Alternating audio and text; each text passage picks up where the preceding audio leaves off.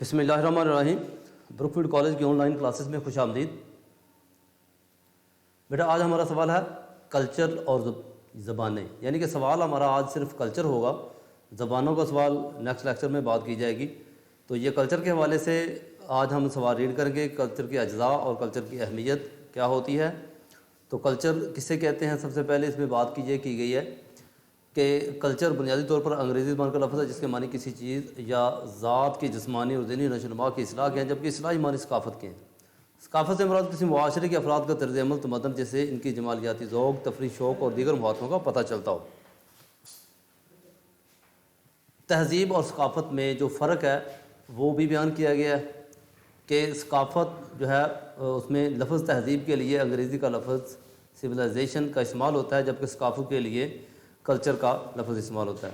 اس کے بعد پاکستانی ثقافت ہے۔ جس طرح اردو زبان پاکستان کی ثقافت بن چکی ہے، اسی طرح خود پاکستانی ثقافت بھی اردو کی طرح لشکری ہے۔ اس کی ثقافت و تعظیم میں مسلمان سلطنتوں، حکمرانوں، حملہ آوروں کا بڑا ہاتھ رہا ہے۔ اگرچہ تمدنی ترتیب اور ارتقاء کے وقت یہ خطہ مخصوص پاکستان موجود نہ تھا، تاہم پاکستان میں شامل علاقوں میں بیرونی عناصر کے مسلمان ہونے کی وجہ سے تمدنی اثرات کو بہت جلد قبول کیا۔ ثقافت تین چیزوں مذہب، تاریخ اور جغرافیہ سے عبارت ہے۔ ان تین چیزوں سے یہ نشوونما پاتی ہے۔ پاکستانی ثقافت کی جڑیں ہماری قدیم وادی سندھ کے دیہی علاقوں میں پبست ہے اور آخری تجزیے کے مطابق ہماری سرزمین میں ہی گڑی ہوئی ہے۔ اب سوال اصل میں جو شروع ہوتا ہے وہ ہے پاکستان کی ثقافت کے اجزاء، کہ پاکستانی ثقافت کس کس جز سے مل کر بنی ہے۔ سب سے پہلے فن تعمیر۔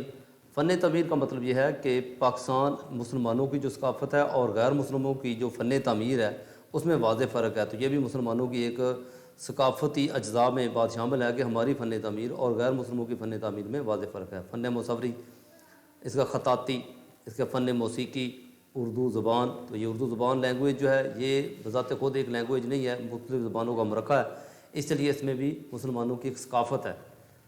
دینی علوم یعنی کہ اسلام سے لگاؤ، اس کے علاوہ اسلامی تعلیم و تربیت، کہ اسلام تعلیم و تربیت کا کس طرح اس کا ارینج کرتا ہے۔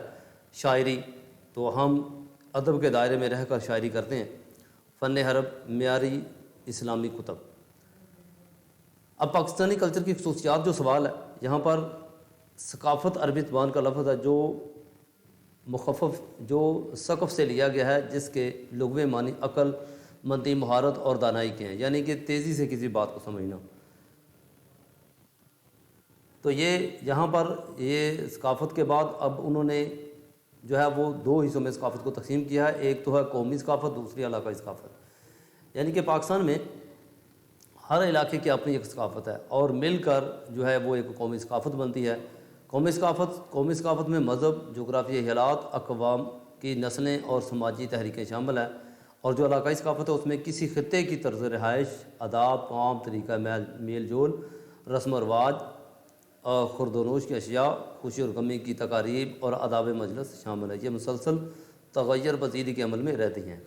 مخلوط کلچر، پاکستان کے 4 صوبے ہیں، یہاں آنے والی اقوام اپنے ہمراہ اپنا کلچر لاتی ہے۔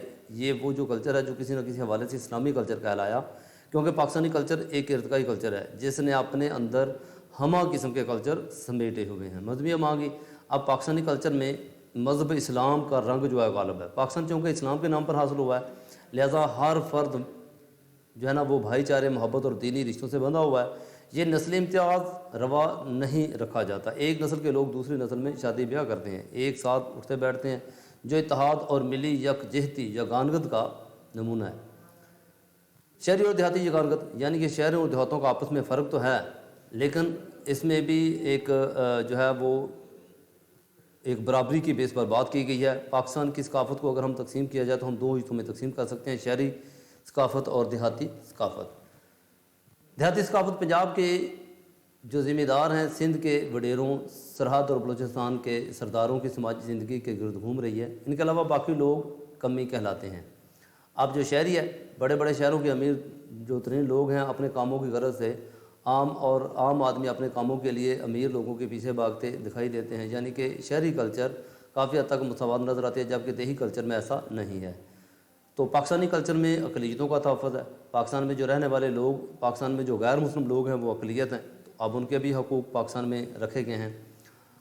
مثلاً اگر ہم بات کریں پاکستان میں دیگر مذاہب کے لوگوں کو اقلیت کا درجہ دیا جاتا ہے، ان لوگوں کو مکمل مذہبی آزادی حاصل ہے۔ قومی انتخابات میں جداگانہ انتخاب کے ذریعے مرکز اور صوبائی اسمبلیوں میں یعنی کہ الگ الگ نشستیں دی جاتی ہیں۔ اسی طرح مقامی حکومتوں اداروں میں بھی کوٹا مقرر کیا گیا، یعنی کہ صوبائی اسمبلیوں میں بھی اس کو جو نشستیں دی جاتی ہیں اور قومی اسمبلی میں بھی، اور سینٹ میں بھی ان کو نشستیں دی گئی ہیں، اور یہاں تک کہ ہمارے جو بلدیاتی الیکشن ہیں ان میں بھی ان کو مخصوص نشستیں دی جاتی ہیں۔ حالانکہ پاکستان میں 99% جو مسلمان ہیں اور جو ہماری اقلیتیں ہیں وہ بہت کم ہیں، لیکن انہی کے تناسب سے ہی ان کو نشستیں دی جاتی ہیں۔ حجاب و نقاب، تو ہم اسلام ہمارا جو مذہب ہے وہ ہمیں جس قسم کا درس دیتا ہے تو اس کو ملحوظ خاطر رکھتے ہوئے حجاب و نقاب جو پاکستان میں ایک ثقافت جو ہے نا وہ ثقافتی ورثے میں شامل ہے۔ پاکستانی معاشرے میں مرد اور عورت کا بے حجاب میل جو نہیں ہوتا کہ اس معاشرے کی بنیادی خصوصیات ہے۔ معاشرے میں شادی کی تقریب ہو یا کسی مرگ کی ہر قسم کی تقریب میں عورتوں اور مردوں کے بیٹھنے کے الگ الگ انتظامات ہوتے ہیں۔ پاکستانی معاشرے میں عورت کا مقام، تو اسلام، آپ لوگ جانتے ہیں کہ اسلام نے عورت کو جو ہے ایک بہت بڑا مقام دیا ہے۔ عورت ایک ماں ہو سکتی ہے، بیٹی ہو سکتی ہے۔ اسلام نے عورت کو باندھی کی بجائے احترام و شخصیت کا درجہ دیا ہے۔ ہر مرد کے سامنے عورت بہن، بیٹی، بیوی کے روپ میں احترام میں مستحق سمجھی جاتی ہے۔ اس معاشرے میں عورت کو آزادی حاصل ہے کہ وہ اپنی جائیداد بنائے، تعلیم حاصل کرے، کاروبار کرے یا ملازمت، حتیٰ کہ عورت کو باپ، خامد اور لاولد بھائی کی وراثت کا حق دیا جاتا ہے۔ تو یہ اسلام نے عورتوں کو بہت زیادہ حقوق دیے ہیں۔ پاکستان کے فنون جو ہے وہ ہڑپا، موہنجودڑو، ایرانی، یونانی، وسطی ایشیائی ممالک کے علاوہ عرب ثقافت کو اپنے اندر سمو رکھا ہے۔ راولپنڈی اور زراعت کے قریب ملنے والے قندھارا تہذیب کے آثار میں فن تراشی کو بھی آج اہمیت حاصل ہے۔ اس کی دیکھا دیکھی پاکستانی عمارتوں، اندرونی اور بیرونی حصوں کو رنگدار ٹائلوں، سجاوٹی اینٹوں، بیل بوٹوں سے ہراساں کیا جاتا ہے۔ علاوہ ازیں زیورات بھی قیمتی پتھروں کا استعمال پاکستانی ثقافت کا اہم حصہ سمجھا جاتا ہے۔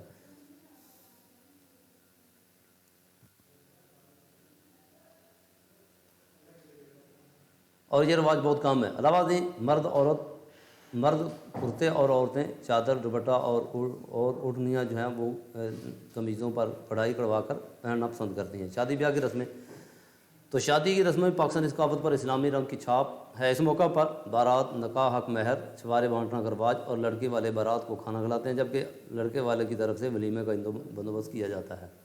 سرحدی علاقوں میں شادی بیاہ جیسے خوشی کے موقع پر بندوق سے ہوائی فائرنگ کر کے، اور پنجاب میں آتش بازی کرنے کا رواج ہے۔ یہ علاقائی رسم و رواج بھی ہیں، لیکن علاقے کی مناسبت سے اس سب میں سے خوشی کا اظہار کیا جاتا ہے۔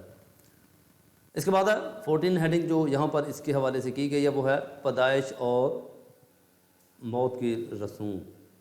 پاکستان میں بچے کے پیدا ہونے پر اسلامی کلچر کے مطابق بچے کو غسل دیا جاتا ہے، اور پھر بچے کے کان میں کسی بزرگ سے دائیں کان میں اور بائیں کان میں تکبیر پڑھی جاتی ہے اور اذان دی جاتی ہے، عقیقہ کیا جاتا ہے۔ بچے کی پیدائش کی خوشی میں دوست احباب، رشتہ دار میں مٹھائی بانٹی جاتی ہے، جبکہ موت کی رسومات میں مردہ کو نہلایا اور کفن پہنا کر نماز جنازہ پڑھا کر مردہ کا منہ قبلے کی طرف کر کے قبر میں لٹا دیا جاتا ہے۔ مرگ کے تیسرے روز کلخانی اور قرآن خوانی کی جاتی ہے اور کھانا پکا کر عزیز و اقارب میں تقسیم کیا جاتا ہے۔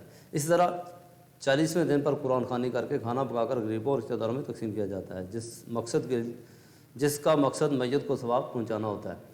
تو یہ سوال کا ایک خاکہ دوبارہ پھر پیش کرتے ہیں۔ یہ سوال جو ہے اس میں آپ نے، یہ ایک الگ سوال ہے، پاکستان کے ثقافتی ورثے کے اجزاء، تو یہ صرف ہیڈنگ دی گئی ہے، اس کو آپ نے ڈیٹیل سے بتانا ہے، ٹھیک ہے نا۔ تو اس میں یہ سوال کم ہی ہوتا ہے، لیکن زیادہ سوال ہے پاکستانی کلچر کی خصوصیات، یعنی کہ اس کی اہمیت، تو اس میں ہی یہ زیادہ چیزیں آ رہی ہیں کہ یہ ہے مخلوط کلچر، قومی، ثقافتی، علاقائی، شہری اور دیہاتی ذہانت میں فرق، اس کے علاوہ